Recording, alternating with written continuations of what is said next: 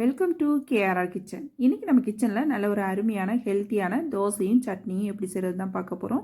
இன்றைக்கி நம்ம துவரம்பருப்பு தோசையும் வேர்க்கடலை சட்னியும் எப்படி செய்கிறது தான் பார்க்க போகிறோங்க. ரொம்ப அருமையாக இருக்கும் சாப்பிட்றதுக்கு, நல்லா கிறிஸ்பியாக மொறுமொறுன்னு. எப்படி செய்கிறதுன்னு நம்ம வீடியோக்குள்ளே போய் பார்ப்போம். அதுக்கு முன்னாடி நம்ம சேனலில் இப்போ தான் ஃபஸ்ட் டைம் பார்க்குறீங்கன்னா சப்ஸ்கிரைப் பண்ணி வச்சுக்கோங்க. கூடவே பெல் சிம்பல் ப்ரெஸ் பண்ணி ஆளுங்கிற ஆப்ஷனையும் ப்ரெஸ் பண்ணி வச்சுக்கோங்க.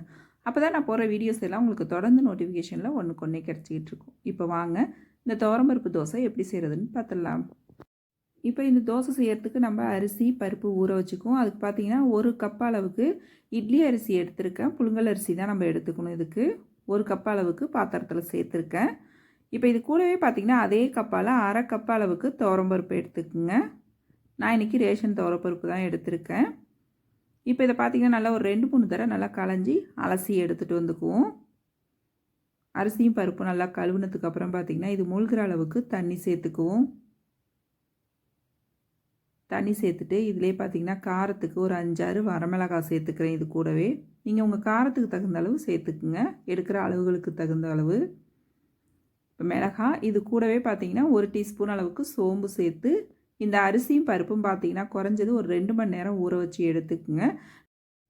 இப்போ அரிசியும் பருப்பும் நல்லா ஊறிட்டு இருக்கட்டும். அதுக்கு இடையில பார்த்திங்கன்னா நம்ம சட்னி ரெடி பண்ணிக்குவோம். அதுக்கு பார்த்திங்கன்னா ஒரு மிக்ஸி ஜார் எடுத்துருக்கேன். அதில் ஒரு 6 பச்சை மிளகாய் சேர்த்துக்கிறேன். ஒரு 2 டேபிள் ஸ்பூன் அளவுக்கு வேர்க்கடலை, 2 டேபிள் ஸ்பூன் அளவுக்கு பொட்டுக்கடலை சேர்த்துருக்கேன்.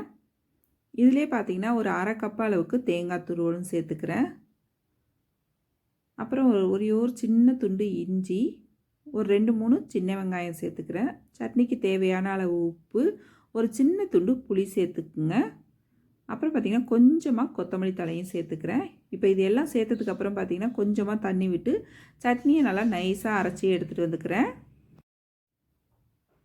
இப்போ பாருங்கள், சட்னி அரைச்சி எடுத்துகிட்டு வந்துட்டேன். இது ஒரு பாத்திரத்துக்கு மாற்றிக்கிறேன். இந்த சட்னி டேஸ்ட்டு ரொம்பவுமே அருமையாக இருக்குங்க, இது போல் அரைக்கும் போது தேங்காய் சட்னி. இப்போ சட்னி நல்லா ஒரு தடவை கலந்து விட்டுக்கிறேன். இதுக்கு தாளிப்பு பார்த்திங்கன்னா 1 டீஸ்பூன் அளவுக்கு கடுகு உளுந்து, கொஞ்சமாக கருவேப்பிலை, ஒரு வரமிளகாய் கிள்ளிட்டு வச்சுருக்கேன், அதையும் சேர்த்துக்கிறேன். கொஞ்சம் பெருங்காயத்தூளும் சேர்த்துக்கிறேன். அவ்வளோதான்.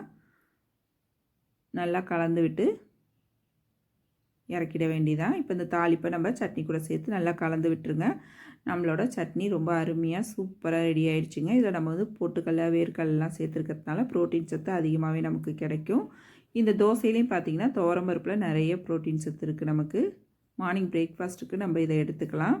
இப்போ அரிசியும் பருப்பும் பார்த்திங்கன்னா நல்லா ஊற வச்சு எடுத்துக்கிட்டேன். இப்போ இதை ஒரு மிக்ஸி ஜாரில் சேர்த்து நம்ம நல்லா நைஸாக அரைச்சி எடுத்துக்குவோம். ஃபஸ்ட்டு மிளகாயை சேர்த்துக்குங்க, அதுக்கப்புறம் அரிசி சேர்த்து அரைச்சிக்குவோம்.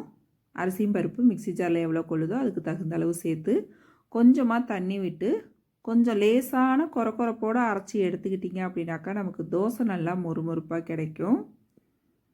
இப்போ இதுலேயே இந்த தண்ணியை கொஞ்சமாக சேர்த்து அரைச்சி எடுத்துகிட்டு வந்துக்கிறேன். இது கூடவே பார்த்திங்கன்னா ஒரு 5-6 பூண்டு பல் சேர்த்துக்குங்க, தோலோடே சேர்த்துக்குங்க. சேர்த்துட்டு இந்த தோசைக்கு தேவையான அளவு உப்பும் இதிலே சேர்த்துக்குவோம். இப்போ இதை நல்லா அரைச்சி எடுத்துகிட்டு வந்துடுறேன். இப்போ பாருங்கள், மாவு அரைச்சி எடுத்து வந்துட்டேன். இந்தமாரி லேசான கொரக்கொரப்போடு அரைச்சி எடுத்துக்கிட்டிங்கன்னா தோசை நல்லா கிறிஸ்பியாக கிடைக்கும் நமக்கு. இதை ஒரு பவுலில் மாற்றிக்கிறேன். மீதம் இருக்கிற அரிசியும் பருப்பும் அரைச்சி எடுத்துகிட்டு வந்திருக்கேன், அதையும் இது கூடவே சேர்த்து கொஞ்சமாக தண்ணி கழுவி சேர்த்துக்கிறேன்.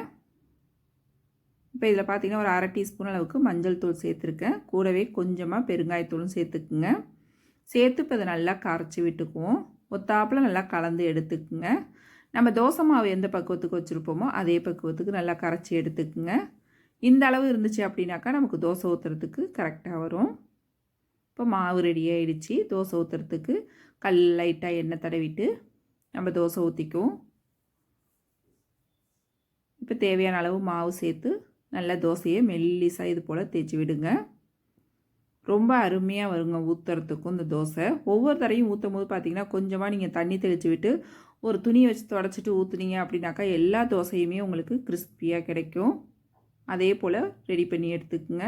இப்போ பாருங்கள், தோசை ஒரு பக்கம் வெந்துருச்சு, அடுத்த பக்கம் திருப்பி போட்டுக்கிறேன். அவ்வளோதான். எண்ணெய் நெய் எது வேணுமோ சேர்த்து இதை இந்த அடை தோசையை ஊற்றலாம். டேஸ்ட்டு ரொம்ப அருமையாக இருக்கும். தோசை பாருங்கள் எந்த அளவுக்கு நல்லா கிறிஸ்பியாக வந்திருக்குன்னு. நல்லா முறுமுறுப்பாக இருக்கும். இந்த தேங்காய் சட்னி கூட வச்சு சாப்பிட்றதுக்கு ரொம்ப அருமையாக இருக்குங்க. இப்போ இதே போல் மீதம் இருக்கிற தோசை எல்லாத்தையும் நான் ஊற்றி எடுத்துக்கிறேன்.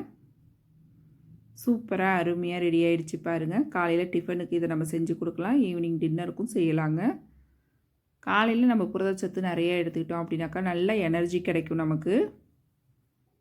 நீங்களும் இந்த தோசை ரெசிப்பியை ட்ரை பண்ணி பாருங்கள், ரொம்ப அருமையாக இருக்கும். ட்ரை பண்ணி பார்த்துட்டு எப்படி இருக்குன்னு எனக்கு கமெண்ட் பண்ணுங்கள். என்னோட இந்த ரெசிபி பிடிச்சிருந்துன்னா லைக் பண்ணுங்கள், ஷேர் பண்ணுங்கள். மறக்காமல் நம்ம கேஆர்ஆர் கிச்சனை சப்ஸ்கிரைப் பண்ணி வச்சுக்கோங்க. நாளைக்கு வேறொரு ரெசிபியோடு சந்திப்போம். தேங்க்ஸ் ஃபார் வாட்சிங்.